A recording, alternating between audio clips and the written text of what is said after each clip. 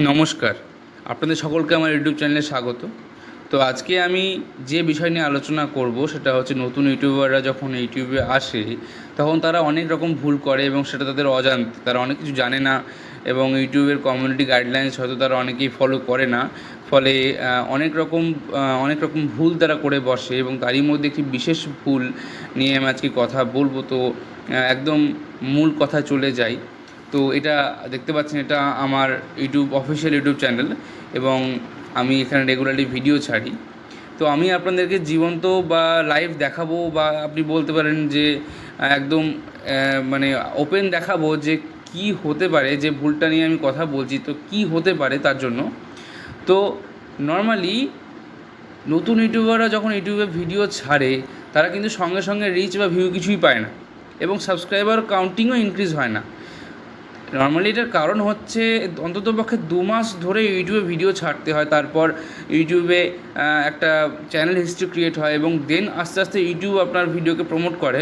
হ্যাঁ, অনেক ভিডিও আগেই ভাইরাল হয়, কিন্তু ম্যাক্সিমাম কেসে এটাই হয়ে থাকে। তো এটার পর আস্তে আস্তে ইউটিউব গ্রো করতে শুরু করে। তো নতুন ইউটিউবাররা যখন ইউটিউব ভিডিও ছাড়ে তাদের সাবস্ক্রাইবার কাউন্টিং বাড়ে না, ফলে অনেকে ডিমোটিভেট হয়ে ইউটিউব করা ছেড়ে দেয়।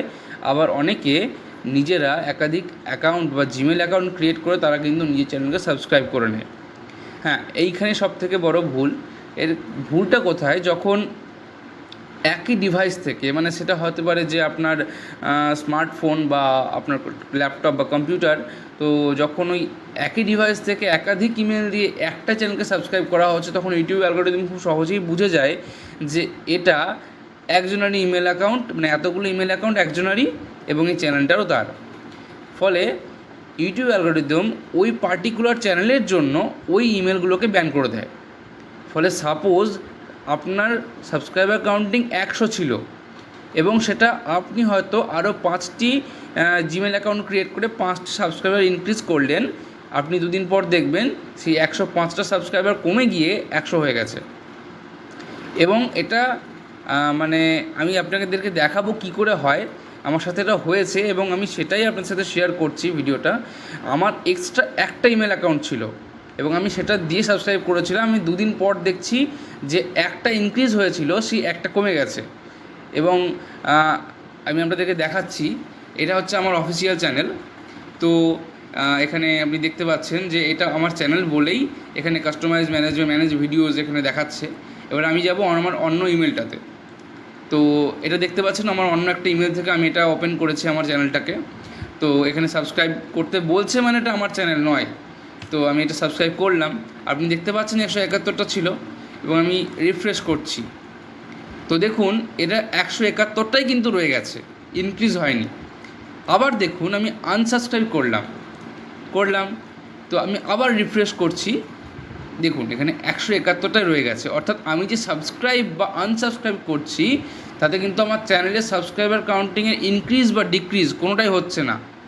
অর্থাৎ আমার এই যে ইমেল অ্যাকাউন্টটা আমার এই বি চৌধুরী ইনফো চ্যানেলের জন্য কিন্তু বন্ধ হয়ে গেছে। অর্থাৎ আমি এখান থেকে সাবস্ক্রাইব বা আনসাবস্ক্রাইব করি এবং লাইক বা ডিসলাইক যাই করি না কেন, সেটা কিন্তু আমার চ্যানেলের কোনো রকম ইনক্রিজ বা ইমপ্রুভমেন্ট আসবে না। মানে আমার এই ইমেল থেকে আমি আমার চ্যানেলের ওপর কোনো কিছু করলে বা লাইক ডিসলাইক বা সাবস্ক্রাইব করলে বা ভিউ করলে কোনো রকম ভিউ ইনক্রিজ বা লাইক কোনো কিছুই হবে না।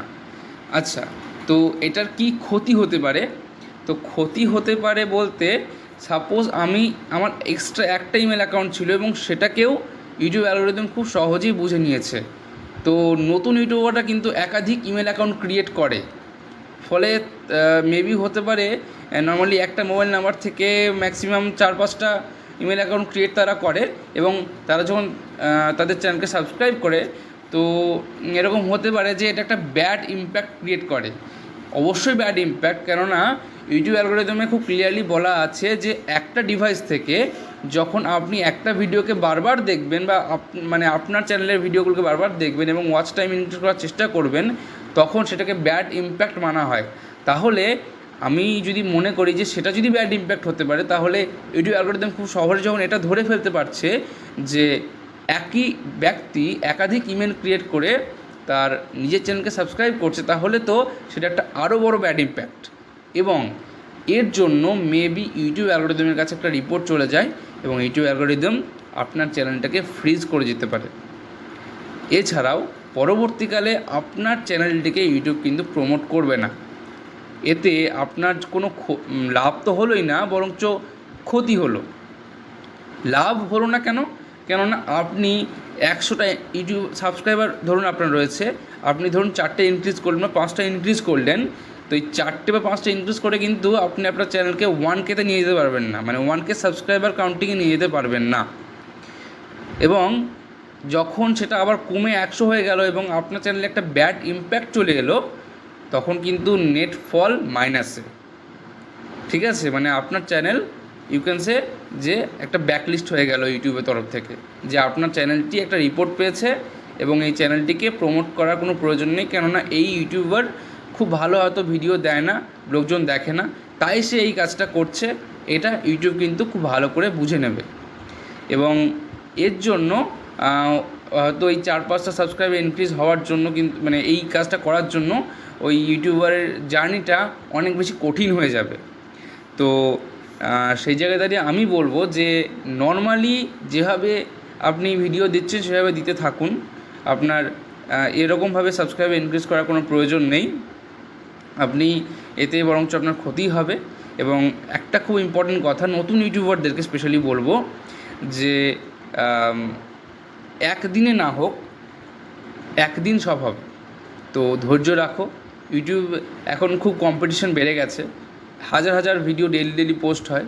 সো ইউটিউব অ্যালগরিদমও এখন অনেক ভিডিওকে প্রমোট করে। তো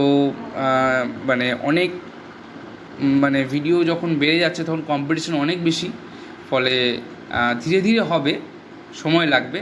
এবং অসংখ্য ধন্যবাদ আপনাদের সকলকে আমার এই ভিডিওটি দেখার জন্য।